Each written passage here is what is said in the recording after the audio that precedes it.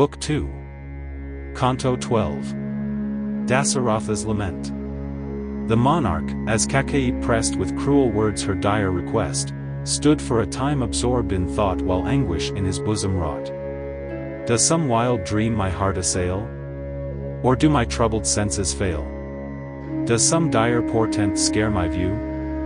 Or frenzies stroke my soul subdue? Thus as he thought, his troubled mind in doubt and dread no rest could find, distressed and trembling like a deer who sees the dreaded tigress near. On the bare ground his limbs he threw, and many a long deep sigh he drew, like a wild snake, with fury blind, by charms within a ring confined. Once as the monarch's fury woke, shame on thee, from his bosom broke, and then in sense-bewildering pain he fainted on the ground again. At length, when slowly strength returned, he answered as his eyeballs burned with the wild fury of his ire consuming her, as, 'twere, with fire, fell traitress, thou whose thoughts design the utter ruin of my line, what wrong have I or Rama done? Speak, murderess, speak, thou wicked one, seeks he not evermore to please thee with all sun-like courtesies? By what persuasion art thou led to bring this ruin on his head? Ah me, that fondly unaware I brought thee home my life to share, called daughter of a king, in truth a serpent with a venomed tooth.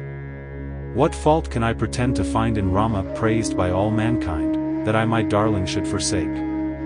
No, take my life, my glory take, let either queen be from me torn, but not my well-loved eldest born. Him but to see is highest bliss, and death itself his face to miss. The world may sunless stand, the grain may thrive without the genial rain, but if my Rama be not nigh my spirit from its frame will fly.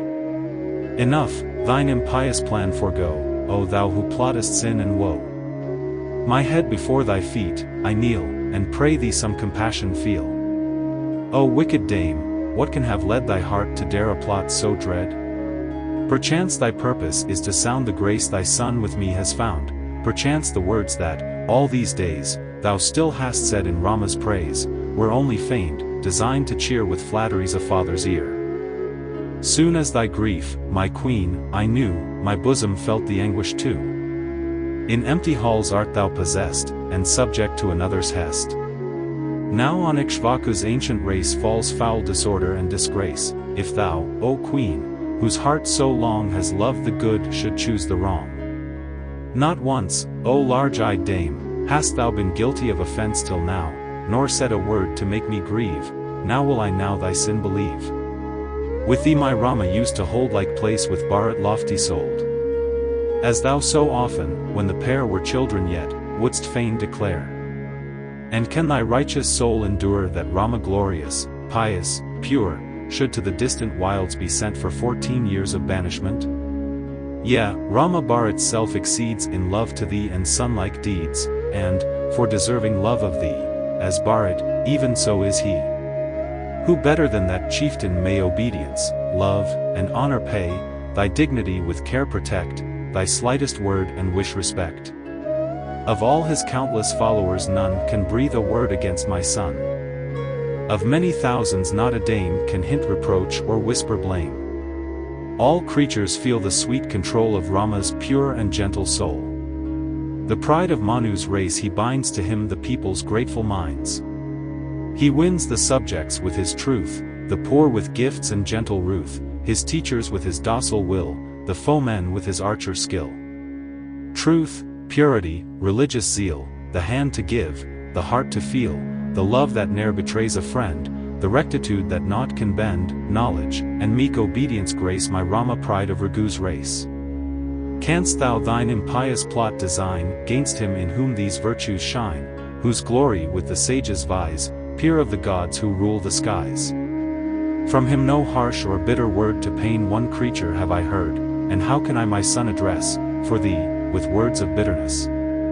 Have mercy, queen, some pity show to see my tears of anguish flow, and listen to my mournful cry, a poor old man who soon must die.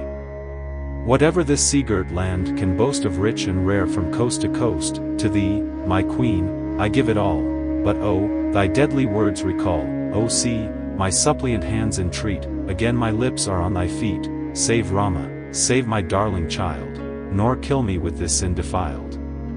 He grovelled on the ground, and lay to burning grief a senseless prey, and ever and anon, assailed by floods of woe he wept and wailed, striving with eager speed to gain the margent of his sea of pain. With fiercer words she fiercer yet the hapless father's pleading met, O monarch, if thy soul repent the promise and thy free consent, how wilt thou in the world maintain thy fame for truth unsmirched with stain?